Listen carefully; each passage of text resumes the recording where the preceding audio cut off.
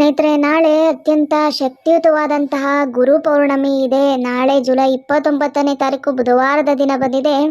ಈ ದಿನ ದಾಸವಾಳದ ಎಲೆಯಿಂದ ಈ ಚಿಕ್ಕ ಒಂದು ಪರಿಹಾರವನ್ನ ಮಾಡ್ಕೊಳ್ಳಿ ಸ್ನೇಹಿತರೆ. ದಾಸವಾಳದ ಎಲೆ ಪರಿಹಾರ ಅದ್ಭುತವಾಗಿ ನಿಮಗೆ ಫಲಿತಾಂಶವನ್ನ ಕೊಡುತ್ತೆ. ಒಂದೇ ಒಂದು ರೂಪಾಯಿ ಕೂಡ ಖರ್ಚಿಲ್ಲದಂತೆ ನೀವು ಬಹಳ ಸುಲಭವಾಗಿ ಮಾಡಿಕೊಳ್ಳುವಂತಹ ಪರಿಹಾರ ಸ್ನೇಹಿತರೆ ಇದು. ಈ ದಿನ ಗುರು ಪೌರ್ಣಮಿ ಬಂದಿರೋದು ಅದ್ಭುತವಾದಂತಹ ದಿನ ಅಂತಾನೆ ನಮಗೆ ಶಾಸ್ತ್ರಗಳಲ್ಲಿ ತಿಳಿಸ್ಕೊಡ್ತಾರೆ ಸ್ನೇಹಿತರೆ. ಈ ದಾಸವಾಳ ಅನ್ನೋದು ಈ ದೈವ ವೃಕ್ಷ ಅಂತಾನೆ ಹೇಳಲಾಗುತ್ತೆ. ದಾಸವಾಳ ಗಿಡದಲ್ಲಿ ಸಾಕ್ಷಾತ್ ಲಕ್ಷ್ಮೀನಾರಾಯಣರು ನೆಲೆಯೂರಿರ್ತಾರೆ ಅಂತಾನೆ ಹೇಳಲಾಗುತ್ತೆ.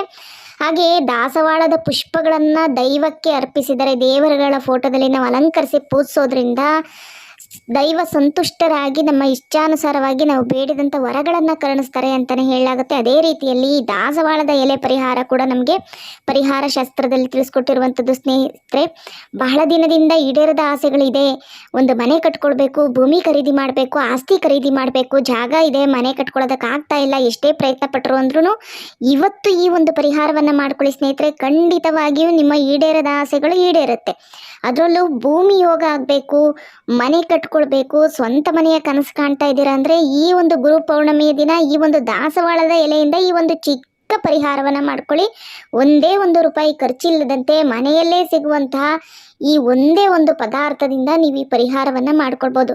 ಇದಕ್ಕೆ ಬೇಕಾಗಿರುವಂಥದ್ದು ದಾಸವಾಳದ ಎಲೆ ಮತ್ತು ನಾನು ತಿಳಿಸ್ಕೊಡುವಂಥ ಈ ಒಂದು ಪರಿಹಾರ, ಈ ಒಂದು ಪದಾರ್ಥ ಸ್ನೇಹಿತರೆ. ಈ ದಿನ ಗುರು ಪೌರ್ಣಮಿ ಇರೋದ್ರಿಂದ ಈ ಒಂದಿಷ್ಟು ನಿಯಮಾವಳಿಗಳನ್ನು ನೀವು ಅನುಸರಿಸಬೇಕಾಗುತ್ತೆ. ಈ ದಿನ ನೀವು ಶೀಘ್ರವಾಗಿ ಎದ್ದು ಅಂಗಳವನ್ನೆಲ್ಲ ಶುಭ್ರಗೊಳಿಸ್ಕೊಂಡು ಅರಿಶಿನ ಕುಂಕುಮ ರಂಗೋಲಿಯನ್ನು ಇಟ್ಟು ಅನಂತರವಾಗಿ ಸ್ನೇಹಿತರೆ ಮನೆಯನ್ನೆಲ್ಲ ಶುಭ್ರಗೊಳಿಸ್ಕೊಳ್ಳಿ. ಮನೆಯನ್ನು ನೆಲವನ್ನು ಒರೆಸ್ಕೊಳ್ಳುವಂಥ ಸಂದರ್ಭದಲ್ಲಿ ಸ್ವಲ್ಪ ಅರಿಶಿಣ ಮತ್ತು ಕಲ್ಲುಪ್ಪನ್ನು ಹಾಕೊಂಡು ನೆಲವನ್ನು ಒರೆಸ್ಕೊಳ್ಳಿ. ಮನೆಯಲ್ಲಿರುವಂಥ ನೆಗೆಟಿವಿಟಿಗಳು ಸಂಪೂರ್ಣವಾಗಿ ತೊಲಗಿ ಹೋಗುತ್ತೆ. ಅನಂತರವಾಗಿ ಸ್ನಾನವನ್ನು ಮಾಡ್ಕೊಳ್ಳಿ. ಸ್ನಾನವನ್ನು ಮಾಡ್ಕೊಳ್ಳುವಾಗ ಸ್ನೇಹಿತರೆ ಸ್ನಾನದ ನೀರಿಗೆ ಸ್ವಲ್ಪ ಗಂಗಾ ಜಲವಾಗಲಿ, ಸ್ವಲ್ಪ ಅರಿಶಿಣವಾಗಲಿ ಅಥವಾ ಸ್ವಲ್ಪ ಕಲ್ಲುಪ್ಪನ್ನು ಹಾಕ್ಕೊಂಡು ನೀವು ಸ್ನಾನವನ್ನು ಮಾಡ್ಕೊಳ್ಳೋದ್ರಿಂದ ನಿಮಗಿರುವಂಥ ದಾರಿದ್ರ್ಯ ದೋಷಗಳು ನಿವಾರಣೆ ಆಗುತ್ತೆ. ಕಷ್ಟಗಳಿಂದ ದೂರ ಆಗ್ತೀರಾ.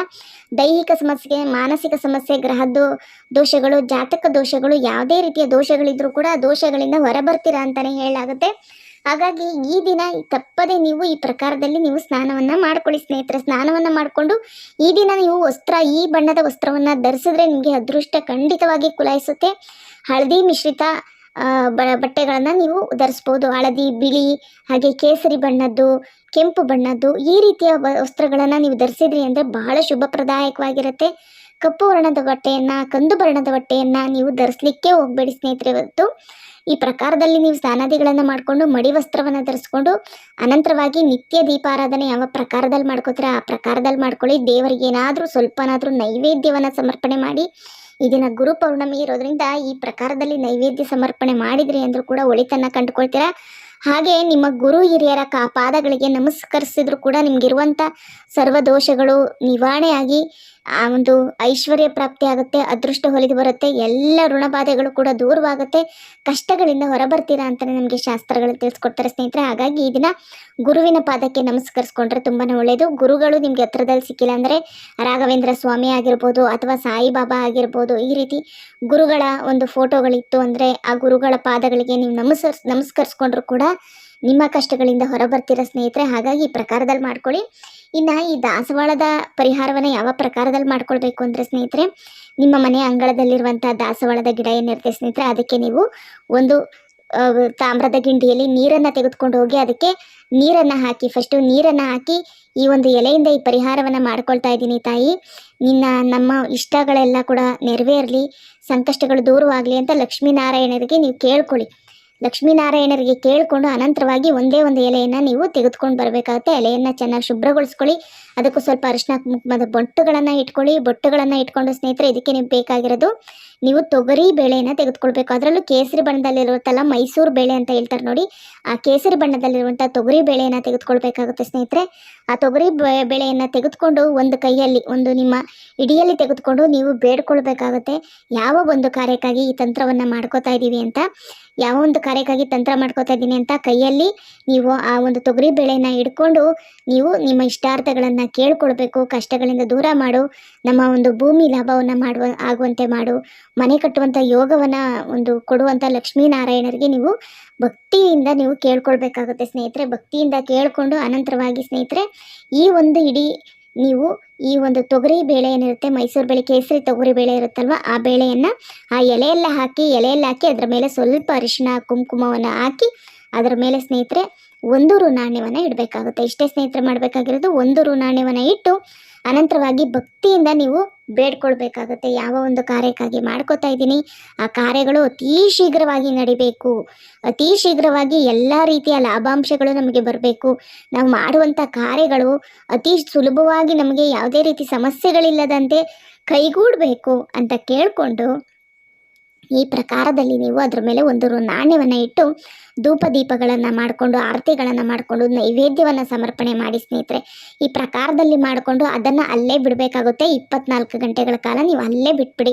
ನೀವು ಬೆಳಗ್ಗೆ ಮಾಡಿದ್ದೀರಂದರೆ ಮರುದಿನ ಬೆಳಗ್ಗೆ ತೆಗೀರಿ, ನೀವು ಸಾಯಂಕಾಲ ಸಮಯದಲ್ಲಿ ಮಾಡಿದ್ದೀರಂದರೆ ಮರುದಿನ ಸಾಯಂಕಾಲ ನೀವು ಇದನ್ನು ತೆಗಿಬೇಕಾಗುತ್ತೆ ಸ್ನೇಹಿತರೆ. ಹಾಗಾಗಿ 24 ಗಂಟೆಗಳ ಕಾಲ ಅಲ್ಲೇ ಬಿಡಬೇಕಾಗುತ್ತೆ. ದೇವರ ಫೋಟೋ ಮುಂದೆನೇ ಇದನ್ನು ಬಿಟ್ಬಿಡಿ. ಹಾಗೆಯೇ ರಾತ್ರಿ ಎಲ್ಲ ಅದು ಅಲ್ಲೇ ಇರಲಿ ಸ್ನೇಹಿತರೆ. ಮರುದಿನ ನೀವು ಸ್ನಾನವನ್ನು ಮಾಡಿಕೊಂಡು ಯಥಾ ಪ್ರಕಾರ ಮಡಿ ವಸ್ತ್ರವನ್ನು ಧರಿಸ್ಕೊಂಡು ಅನಂತರವಾಗಿ ಇದರಲ್ಲಿರುವಂಥ ಬೇಳೆ ಕಾಳುಗಳೇನಿರುತ್ತೆ ಸ್ನೇಹಿತರೆ ಅದನ್ನು ಪಕ್ಷಿಗಳಿಗೆ ಸಮರ್ಪಿಸಿ ಸ್ನೇಹಿತರೆ.